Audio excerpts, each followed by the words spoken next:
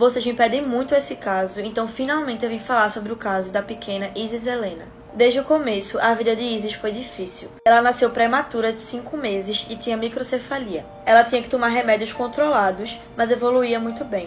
Isis era descrita como uma criança muito feliz e sorridente. Ela morava em Itapira, interior de São Paulo, e na época do caso tinha apenas 1 ano e 10 meses de vida.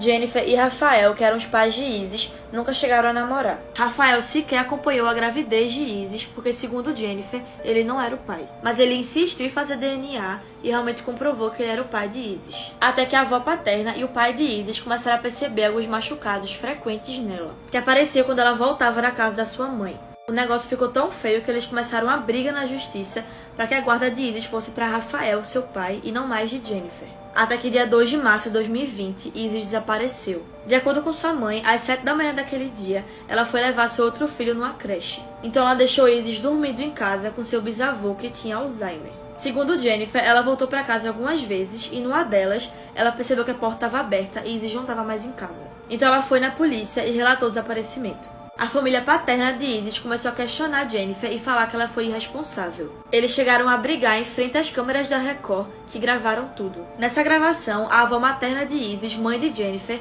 falou que a polícia iria provar que sua filha era inocente. Jennifer acabou levantando suspeitas e foi presa. Após 50 dias do desaparecimento de Isis, Jennifer contou uma nova versão. De acordo com Jennifer, na madrugada daquele dia, Isis acordou com febre. Então ela deu mamadeira e um remédio à filha. Às 6h30 da manhã, quando acordou e foi ver Isis, ela estava muito gelada e com espuma saindo pela boca. Aparentemente, ela teria tido um mal súbito e morrido. Segundo Jennifer, ela ficou com medo do julgamento da família paterna de Isis, que já não gostava dela. O que não faz sentido levando em consideração o que ela fez depois. Ela botou o corpo de Isis numa mochila e jogou num rio. Procuraram seu corpo dia e noite, mas ele não foi encontrado. 9 dias depois do segundo depoimento de Jennifer, ela deu mais uma versão, de que na verdade ela teria enterrado o corpo de Isis numa cova que ela cavou com as próprias mãos. Ela indicou o local e realmente acharam o corpo de Isis lá. Jennifer sempre negou que matou a filha e afirmou que sua morte foi natural. Mas até agora, 2 anos depois do caso, não foi divulgada a real causa da sua morte. Quando foi encontrado, seu corpo estava no estágio avançado de decomposição,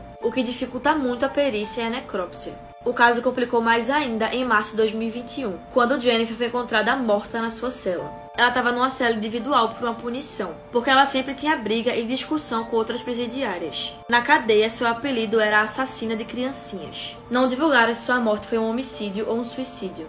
E foi isso.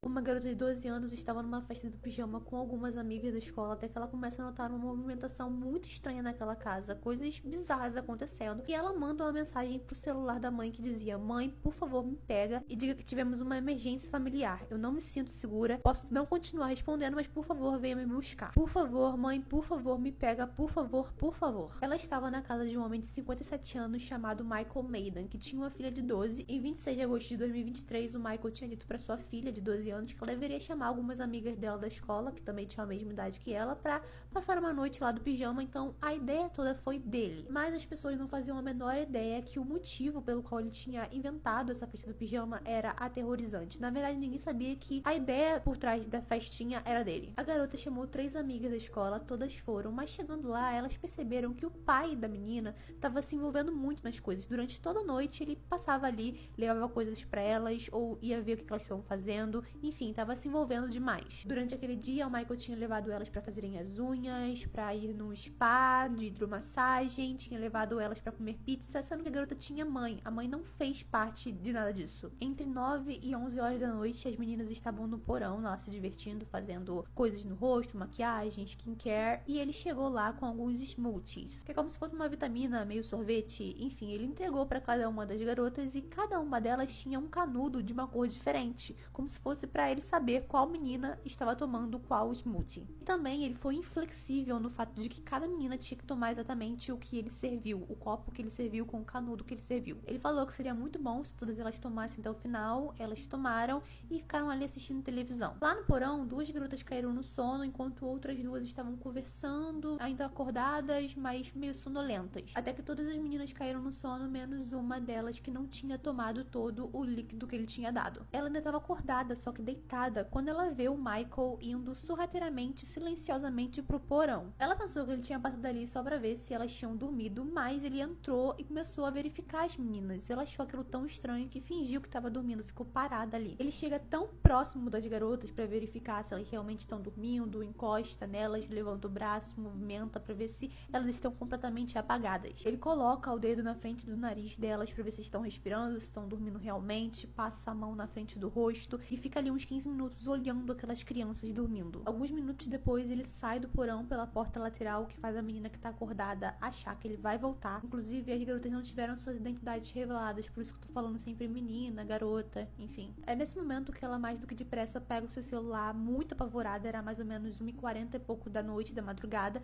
Ela manda uma mensagem pra mãe dela e diz que tá muito aterrorizada, o que eu já contei pra vocês aí anteriormente. Só que como já era de madrugada, ela pensou que provavelmente a mãe dela não visse aquela mensagem porque talvez estivesse dormindo, então ela mandou pra um amigo da família também, pedindo para que, por favor, eles fossem até lá buscá-la. Por volta das 3 da manhã, esse amigo da família que ela mandou mensagem chega lá na casa, bate na porta, o Michael atende e ele fala que tá lá pra buscar a garota. O Michael é muito incisivo na hora de falar pra ele que as garotas estão dormindo, que seria muito melhor se o cara voltasse no dia seguinte pra buscá-la, até que o cara diz, sai do meu caminho, e entra na casa e vai lá e busca a garota, tira ela do porão. A menina é levada pra casa, acorda os pais, conta tudo o que estava acontecendo. Os pais imediatamente ligam pros pais das outras amigas dela que estavam lá, porque eles tinham contato desses pais, ainda bem, que correm pra casa do Michael pra pegar essas crianças. E chegando lá, o Michael tenta convencer um por um de deixar as crianças lá, porque elas estavam dormindo, tava tudo bem, não tinha nada de errado. Os pais buscam as meninas, elas mal conseguiam andar, mal conseguiam falar, estavam completamente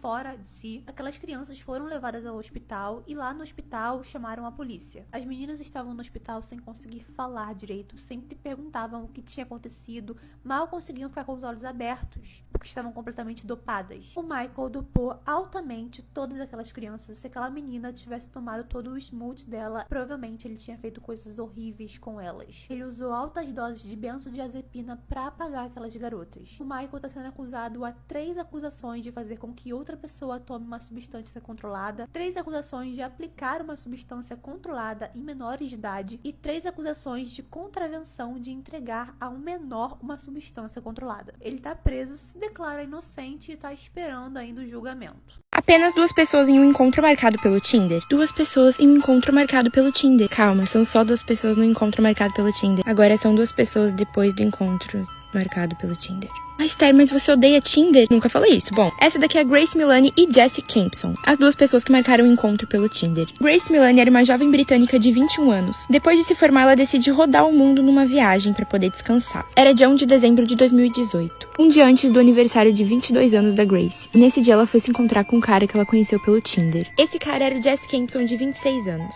Eles deram match naquele mesmo dia e já decidiram sair juntos. No caso, Jesse chamou a Grace e ela aceitou. Fazer uma coisa diferente até para comemorar o aniversário dela. Depois de se encontrar, eles foram direto pro Sky City, que era tipo um complexo que tinha vários restaurantes, lojas legais. Foram direto pra esse restaurante e pareciam estar se curtindo bastante. Depois eles foram pra esse restaurante mexicano e eles riam bastante, interagiam com as pessoas lá. Nesse lugar eles também pediram alguns drinks e beberam algumas jarras de bebida. Eles realmente estavam bebendo bastante naquela noite. Depois eles foram pra um outro lugar pra beber mais. Então nesse outro lugar que eles foram, que tava mais pra um bar, no caso eles 2 são esses daqui, eles se beijam e tem uma hora que o Jesse sai da mesa. Nessa hora a Grace aproveita pra mandar mensagem pra uma amiga dela dizendo que ela tava curtindo muito o encontro. E ela disse que vai falar pra amiga dela como foi tudo quando acabar. O Jesse morava bem perto desse último lugar que eles foram. Era tipo um hotel-apartamento e é pra lá que eles vão depois. E essa daqui é a última vez que a Grace foi vista com vida, pelo menos por uma câmera de segurança. Ninguém sabe nem nunca vai saber exatamente o que rolou lá dentro daquele quarto. Mas dá pra ter uma noção pelo estado que tava o chão do quarto dele. Claro que ele limpou, mas dá pra ver por causa do luminol. Tem até imagens da câmera de segurança mostrando ele entrando em lojas de departamento pra poder comprar produto de limpeza. E entrando lá dentro do hotel. E ele falou pros funcionários do hotel que tinha derrubado o vinho, por isso que ele tava limpando tudo. A causa da morte da Grace teria sido por asfixia. Depois que ela morreu, o Jesse teria tirado fotos do corpo dela em certas posições que ele gostava. E tem registros do celular dele de que ele entrou em sites adultos. No mesmo elevador que ele entrou com a Grace naquele dia, ele também saiu com 2 malas. E em uma dessas malas, o corpo dela tinha sido colocado.